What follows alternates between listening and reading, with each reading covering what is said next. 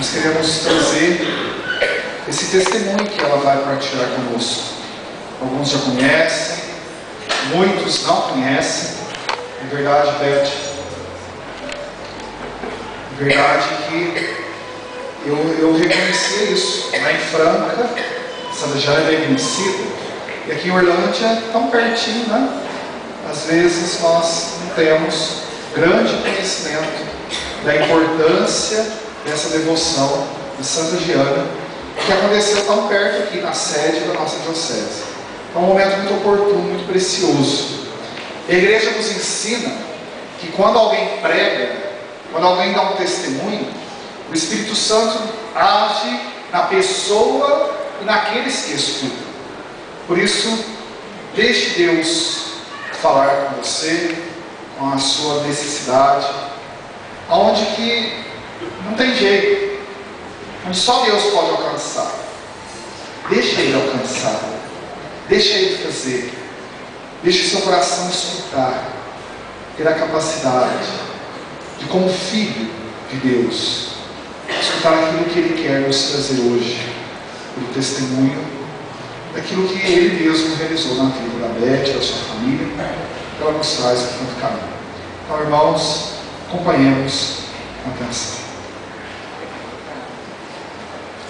Também gostaria de acrescentar que a igreja nos coloca que quando uma relíquia de um santo está exposta em algum lugar, também a presença desse santo entre nós. Eu vou falar rapidinho de Santa Giana, porque, como o Padre Léo disse, poucos conhecem. Então, ela é a 13ª filha, seus pais muito religiosos. Ela nasceu em Magenta, viveu em Mesero, que é próximo a Milão, na Itália. Santa Giana, ela é de uma família muito religiosa. Todas as noites a sua mãe esperava até o pai chegar em casa, para juntos na mesa eles rezarem o terço e depois jantarem. Nesse clima de muita fé, de muita devoção, Santa Giana, aos 5 anos de idade, ela recebe a permissão para fazer sua primeira comunhão. E a partir dessa idade, 5 anos, ela nunca mais deixou de comungar todos os dias da sua vida. A família de Santa Giana é uma família a qual a grande maioria dos filhos primeiro se tornavam médicos e depois eles escolhiam uma outra coisa para fazer. Seja padre, seja casar, seja freira. Então ela tem ainda vivos um irmão, ela teve 2 irmãos padres, um é falecido, que esteve no Brasil, que trouxe essa devoção a ela, e o segundo padre, Frei José, que é vivo, que mora na Itália, também médicos. Ela tem uma irmã viva também, que é uma madre das irmãs canocianas, também médica. E Santa Giana, vendo aquele clima, ela sempre desejou ser missionária. E o irmão dela, o Frei Alberto Beretta, que morou no Maranhão, um frei capuchino, ele disse para ela: Giana, vê se você consegue alguns amigos teus médicos para morar aqui no Maranhão, porque aqui tudo é muito difícil. Santa Giana, não conseguindo, né, esses amigos médicos, decide ela mesma vir para o Brasil. Então ela estuda durante 7 anos o português, para quando realmente ela estivesse pronta, ela iria morar no Brasil como médica missionária. Ela era solteira ainda. Quando ela estava pronta para vir para o Brasil, ela descobre que ela tinha uma doença muito parecida com a da mãe, que todo verão e todo o ambiente de muito calor, a sua pressão baixava e ela se sentia muito mal e ela tinha que ficar acamada durante dias. Então todos os irmãos, o próprio bispo dela em Milão disse: Giana, você não pode morar no Brasil, principalmente no Maranhão, a qual é um estado muito quente. Lá você vai ficar na cama o tempo todo. Giana, então, muito entristecida, porque o grande sonho dela era morar no Brasil, ela então se entrega nas mãos de Deus e decide então abrir seu casamento. Ela, com 31 anos, conhece Pietro Mola, que era um engenheiro muito renomado da Itália, Pietro Molla, o grande construtor de grandes prédios nos Estados Unidos da América. Ela casou-se e ficou com ele apenas 7 anos casada. Nesses 7 anos, ela ficou grávida 6 vezes. 2 vezes, ela teve um aborto espontâneo.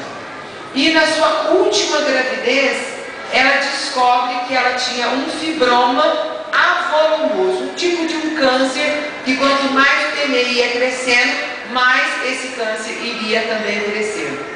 E ela teve então uma única conduta dos médicos: você tem que interromper a tua gravidez, fazer um aborto. Giana então, completamente contra esse aborto, ela não aceitando esse aborto, ela sabia os riscos que ela iria correr. E ela disse para o marido dela: salve a criança, porque a minha vida está nas mãos de Deus. Giana então se entregou nas mãos de Deus no dia 21 de abril de 1962, nasceu a sua 4ª filha, Giana Emanuela, que é viva, tem quase 50 anos, 48 anos, 49, e 7 dias depois, Giana morre. Então, Santa Giana nem teve com a sua filha que ela deu a vida a ela. Essa criança que eles escolheram, essa foto que eles escolheram para ser a foto oficial da Santa, né, que ela traz uma criança, é uma menina, a sua 2ª filha, chamava Maria Zita, que morreu 3 anos depois da morte de Santa Giana. Houve uma peste muito forte na Itália, ela tinha por volta de 7 anos, ela não suportou e morreu. Então a família escolhe essa foto das 2 que já estão no céu. Giana então teve o primeiro filho homem, que é casado, é advogado, mora em Milão e tem uma única filha que se chama Hortência, a única neta de Santa Giana, que hoje tem por volta de 21 anos. Né? Depois ela teve a Maria Zita, que tinha filho de Marolina, que é falecida. Depois ela teve a Laura, que é casada, mas não teve filhos. 2 abortos espontâneos e o último, então, a Giana Emanuela, que é viva, uma médica geriatra que cuidou do pai até 2 anos atrás. Dr. Pedro morreu no mesmo dia que Santa Giana morreu, que foi na noite do Sábado Santo. Não dia do mês, mas na festa litúrgica. Muito interessante a liturgia de hoje, gente. Se vocês prestarem atenção, tanto a mensagem da primeira leitura como a mensagem da segunda leitura nos fala algo muito forte, algo que Santa Giana viveu em plenitude na vida dela: a vida de oração que produz a entrega, e não uma vida que produz a murmuração. Né?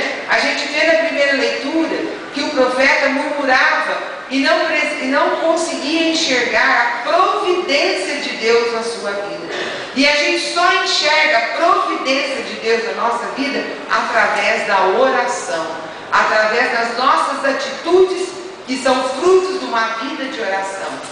No Evangelho, os discípulos pedem, Jesus nos ensina a rezar.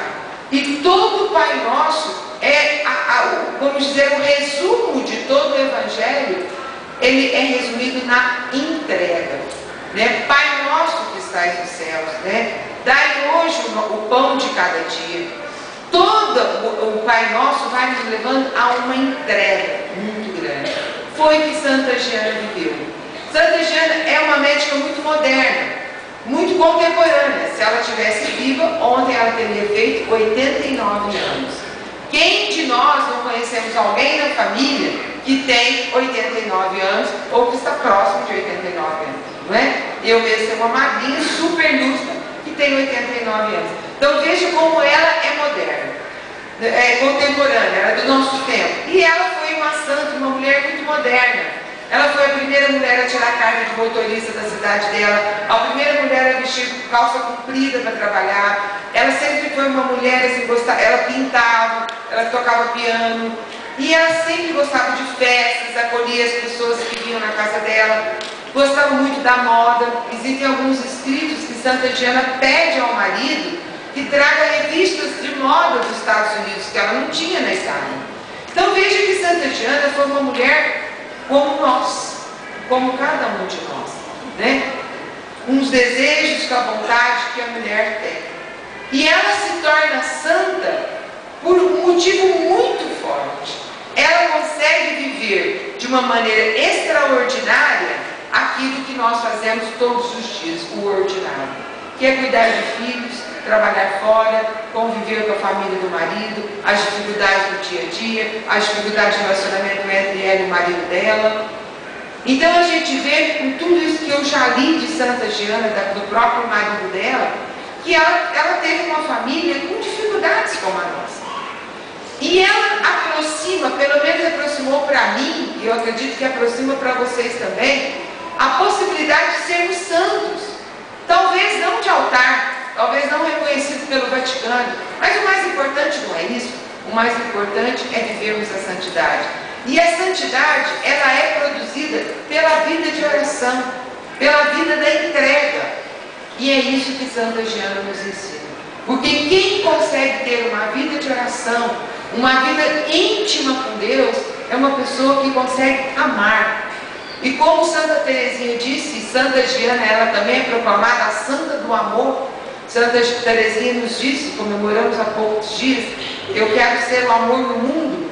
Eu tenho essa convicção, que Deus institui a família para que nós possamos ser o amor no mundo. A família é o lugar que Deus quer que as pessoas entendam o que é o amor.